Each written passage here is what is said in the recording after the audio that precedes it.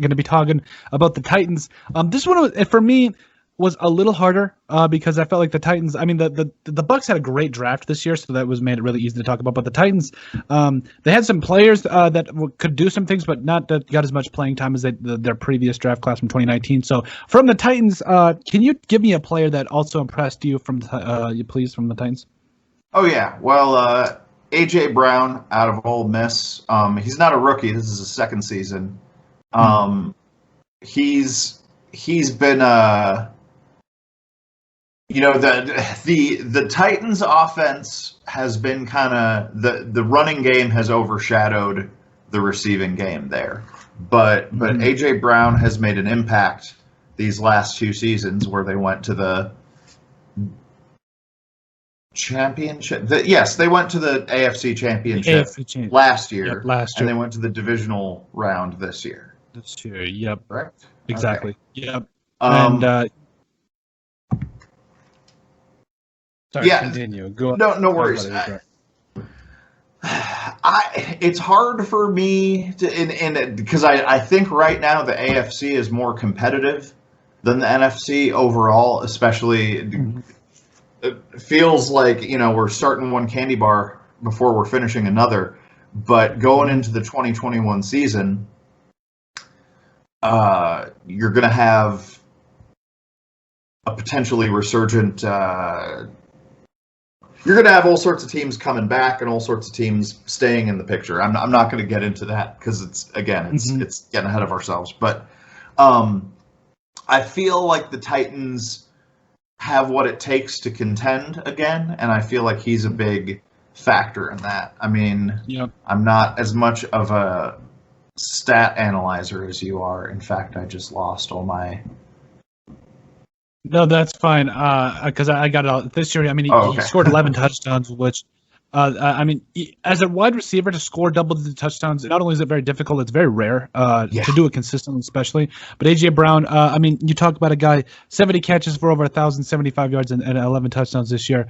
I really believe he was a big reason as to why, like you said, he's a big reason as to why their passing game was so relevant, even though it didn't seem like it. But he really was a big reason that you had to account for them. Like you really had to make sure you were accounting for A.J. Brown and a lot of their other receivers. I mean, you talk about guys also like Corey Davis, Jonnu Smith. I mean, just Adam Humphries, who I think was injured for a large part of the season. But I mean, still, you had to know where a guy like A.J. Brown was. So. I think he's a very, like you said, I think he's a very special player. And I'll give them a little bit more of a background. We'll do this for the show. We bring back their high school days and where they were recruited to and all that, just because I think it just gives our fans a little more. A.J. Brown, I can't type today. I apologize for those of you at home. But give you guys a little bit of a background from according to 24/7 Sports, 6'1", 225, coming out of high school out of Starkville, Mississippi. I wanted to say that very Southern-like, but I did not, out of respect. But former 4-star recruit and made it to Ole Miss. Was a guy that, honestly, throughout his Ole Miss career, you look at a guy that just was. I think when you watched him in college, you kind of saw a guy that he was almost like DK in that. The size thing was there, but you just saw a guy that, in my opinion, he was just clearly way more productive. You talk nearly 3,200 receiving yards, just was. Excuse me, that was over 2. Is that over 2 seasons or? Over a couple seasons. I'm sorry, I clicked on Antonio Brown, his college stats. I don't care. Whoops. I count about A.J. Brown. I apologize. I must have the wrong stats here. So, Antonio A.J. Brown. Good Lord, Colton.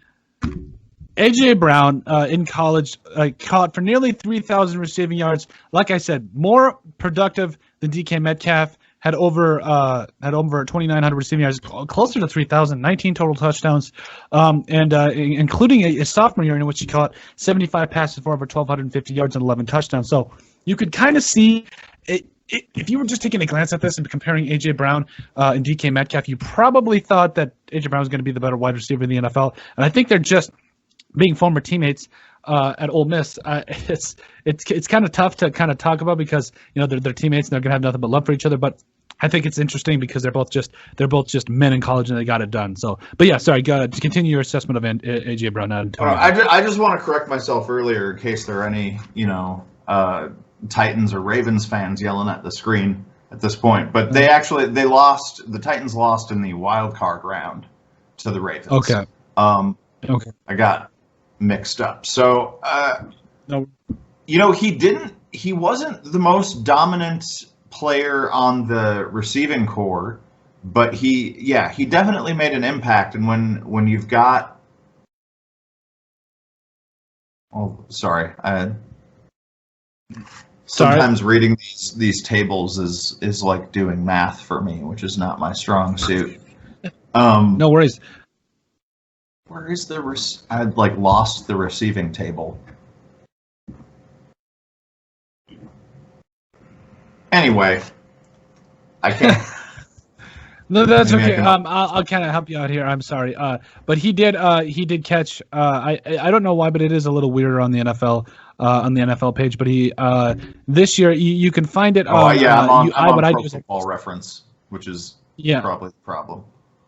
Actually, Pro Football Reference is actually very effective, but it's tougher to read if you don't know how to navigate it. But yeah, he did have 70 catches for 1,075 yards and 11 touchdowns this year. And I think he can definitely be something special. For me, though, when it comes to the Titans, again, I think the NFL is large. Which is not for nothing, by the way. Yeah, off of 70 catches, which is I'm not good at math, but that's more often than not. That's real good. That's what we call real good. Yeah. He's catching a pass for a first down, so I think it's in its own right is definitely impressive. So